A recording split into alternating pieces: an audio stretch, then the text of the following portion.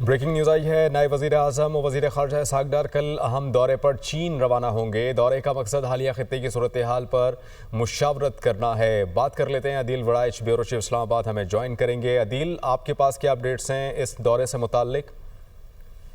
جی، ایک ایسے وقت میں جب پاکستان اور چین کی اسٹریٹجک شراکت داری جو ہے وہ دنیا بھر کے سامنے ہے، اور حال ہی میں پاک بھارت جو کشیدہ صورتحال تھی اس میں چین کے حوالے سے بہت سی جو ہماری جو اسٹریٹجک شراکت داری کے حوالے سے جو چیزیں سامنے آئی ہیں، ایسے میں یہ دورہ ہونے جا رہا ہے۔ وزیر خارجہ اسحاق ڈار چین کے دورے پہ جو ہے وہ کل روانہ ہو رہے ہیں، اور دورے کا مقصد خطے کی جو حالیہ صورتحال ہے اس پہ مشاورت کرنا بھی ہے، اور وزیر خارجہ اسحاق ڈار جو ہیں وہ اپنے چینی ہم منصب وانگ ژی سے ملاقات کریں گے۔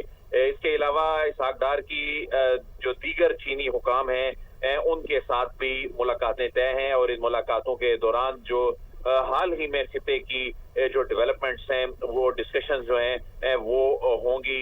یہ تمام صورتحال زیر غور آئے گی، اور مستقبل میں جو پاکستان اور چین کی شراکت داری کو مزید مضبوط بنانے اور اسے آگے لے جانے کے حوالے سے معاملات، اور اس کے بعد آنے والے دنوں میں کچھ مزید ہائی پروفائل وزٹس جو ہیں طے کرنے کے حوالے سے جو ہیں وہ چیزیں طے پائیں گی۔